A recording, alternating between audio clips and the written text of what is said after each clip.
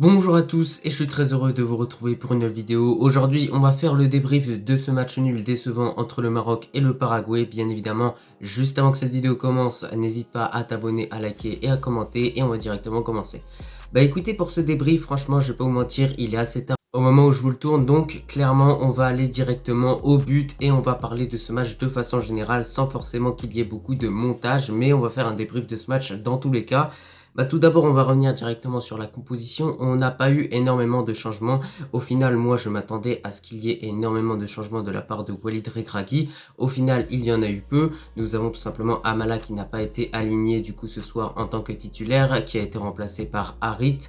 Nous avons également une défense qui est restée identique, donc avec Mazraoui, avec Hakimi, avec Saïs et Ashraf Dari. Ensuite, pour le milieu de terrain, du coup, on avait l'apparition d'Harit. Ensuite, Amrabat avec Unai, on est habitué. Et enfin, offensivement, il y avait ce changement-là, du coup, avec Yann Nisri qui a été laissé sur le banc pour laisser en titulaire Ryan Mahé, qui a été un petit peu décevant ce soir, même s'il a marqué un but qui a été refusé. Donc, c'est dommage pour lui. Ça aurait pu peut-être le mettre en confiance.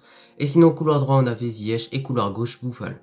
Écoutez, directement pour la première période, déjà on a un match qui a débuté plutôt bien pour le Maroc parce qu'on avait le ballon, ça tournait assez bien, même si le Maroc a eu du mal à attaquer parce qu'en face, il faut le dire quand même, il y avait une équipe du Paraguay qui était en place. Et moi justement par rapport à ce match-là, de façon globale, je ne sais pas si le Maroc a fait un bon match ou un mauvais match parce que quand tu joues ce type d'équipe qui n'est pas une équipe joueuse, qui est une équipe qui reste derrière, qui joue un petit peu comme l'Atlético, bah regardez leur maillot, il ressemble à l'Atlético, c'est pas pour rien. Et du coup, c'est pour ça que j'arrive pas à me dire est-ce que le Maroc a fait un bon match ou un mauvais match, parce qu'en face, tu avais une équipe qui a passé 90% du match à défendre, même si derrière, en fait, ils défendaient et directement ils partaient en compte, ça se voyait, c'était carrément cramé leur tactique, donc maintenant c'est dommage pour notre équipe nationale. Là, on a quand même le Maroc qui a tenté d'attaquer, que ce soit à droite ou bien à gauche avec Boufal, surtout Boufal, ce sombrero sur le joueur du Paraguay qui a été juste incroyable. Il passe une fois sur Almiron, il repasse une deuxième fois, il arrive à arrêter le ballon et ensuite il continue de jouer. Aussi j'ai envie de revenir sur quelque chose dans ce match qui m'a pas mal tendu, je vais pas vous mentir,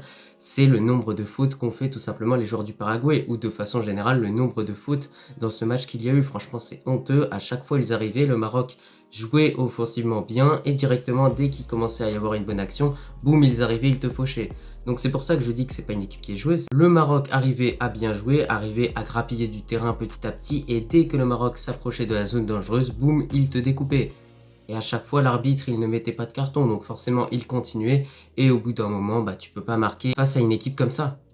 Il y a un très gros point positif que j'ai relevé pour le Maroc dans ce match-là, c'est qu'à chaque fois que le Paraguay avait des contres, réellement on avait absolument tout le monde qui défendait dans le Maroc et qui revenait à pleine balle pour défendre, même Ryan Mahé, même Hakim Ziyech, qui a vu Hakim Ziyech défendre, s'il vous plaît, franchement on n'avait jamais vu ça auparavant, et au final maintenant avec Regragui il défend, donc ce qui montre à quel point maintenant il y a vraiment plus d'autorité qui a été mise en place de la part de Regragui, donc franchement c'est de bonne augure pour la suite. Pour ce débrief, on va pas se mentir, je parle en freestyle, je parle absolument de tout et de rien, mais par rapport à ce match, je tiens quand même à dire quelque chose, c'est qu'on n'a pas vraiment été chanceux en tant que Marocain.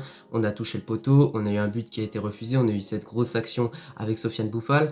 Donc voilà, franchement, on n'a pas été en réussite et c'est pour ça qu'au final, on récolte un match nul 0-0 qui est assez décevant au vu de ce qu'on a proposé. Maintenant, ça veut dire qu'il faut proposer plus et parfois, c'est peut-être des matchs comme ça qu'il faut pour voir les limites de nos capacités offensives.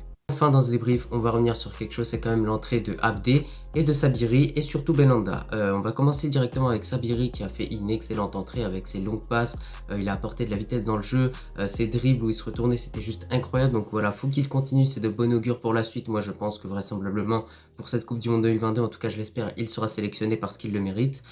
Maintenant pour Abdé, c'est également positif, quelques dribbles, même si parfois franchement bah, il n'a pas eu le temps en fait clairement de s'exprimer dans ce match, donc c'est compliqué pour lui.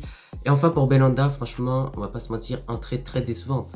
Il a perdu quasiment l'intégralité de ses ballons, on va pas se mentir, on va parler français, il a perdu quasiment l'intégralité de ses ballons. Et franchement, à part faire valser des joueurs, je sais pas ce qu'il a fait Belhanda. Sur peut-être 7 ballons touchés, il a peut-être perdu 4-5 ballons. Mais derrière, il a fait valser 3 joueurs. Donc ok, on recherche de l'agressivité, mais quand même dans le bon sens du terme. Écoutez, c'était absolument tout pour ce débrief. Je te remercie si tu l'as regardé dans son entièreté. J'ai pas vraiment de top et de flop dans ce match parce que, voilà, en fait, c'est comme je vous ai dit, c'est un match mitigé. On ne sait pas si forcément le Maroc a joué bien ou a mal joué. Le Maroc, en tout cas, a tenté le tout pour le tout dans ce match. En face, il y avait une équipe qui n'était pas joueuse, qui, dès que tu continues à t'approcher de la zone dangereuse, de la surface de réparation, faisait des fautes directement. qu'est-ce que tu veux faire? Qu'est-ce que tu veux faire? C'est comme le Real quand il affronte l'Atlético, c'est très rare que le Real arrive à sortir des grosses performances contre l'Atlético, tout simplement parce que l'Atlético est une équipe qui n'est pas joueuse. Donc, une équipe joueuse face à une équipe pas joueuse, bah ça donne des mauvais matchs. Voilà, on a fait un petit peu le tour. Moi, je te remercie en tout cas si tu as regardé cette vidéo dans son entièreté et je te dis à la prochaine.